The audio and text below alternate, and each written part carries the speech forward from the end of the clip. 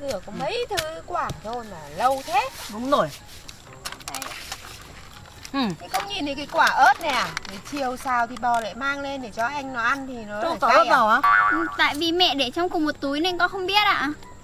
Thế mày không có mắt để nhìn à? Không biết phân biệt cái quả nào là quả ớt, quả nào là quả hoa quả để ăn à?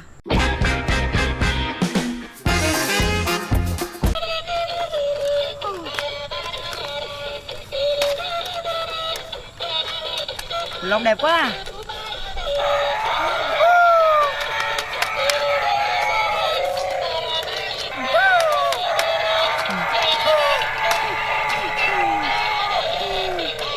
Vui quá à.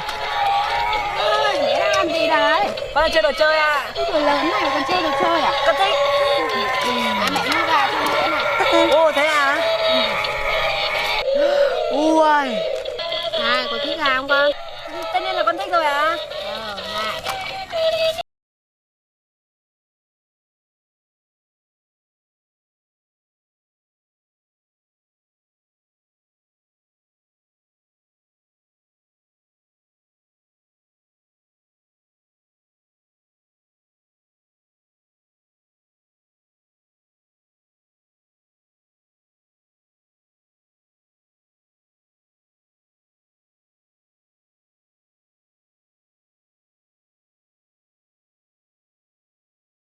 Con chào mẹ. Anh ăn gì đấy? Không gà thường xào nữa. Gà ngon quá, tại sao mẹ không mua cho con? Mày sao phải ăn? Anh nó đang tuổi ăn tuổi lớn thì anh nó phải ăn chứ. Nhưng mà con cũng là tuổi ăn tuổi lớn mà. Mày ấy, là con gái ăn gì? Ăn nhiều để cho nó béo à? Mẹ cũng béo mà. Bây giờ á, để giữ dáng. Không có béo ra thì là xấu. Nghe chưa? Mổi gõ béo. Dọn dẹp nhà cửa chưa? Con dọn rồi ạ. Đùi gà ngon quá mẹ ơi. Ăn đi.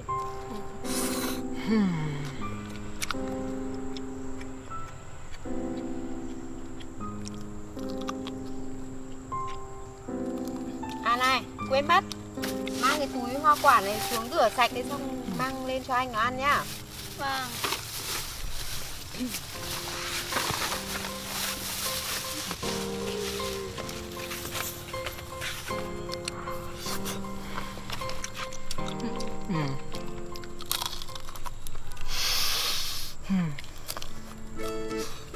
Ngon không? Tất nhiên rồi mẹ ơi. Gà giòn lắm.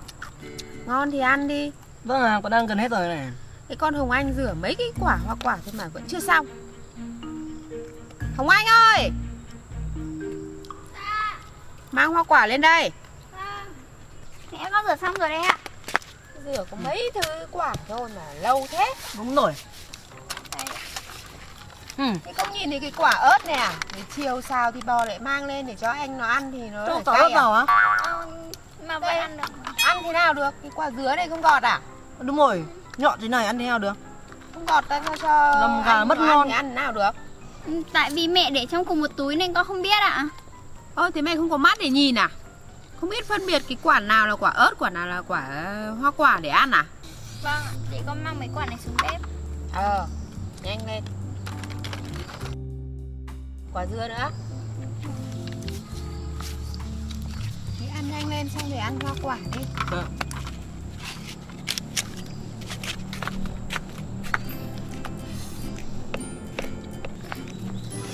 Lần sau mẹ lại mua tiếp cho Nghị ăn nhá. Vâng.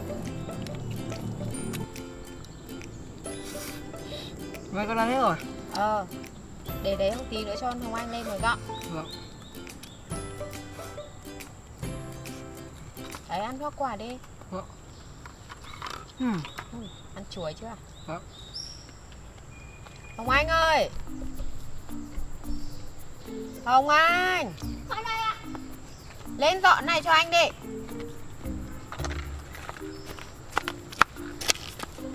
Dọn cái đồ này thôi.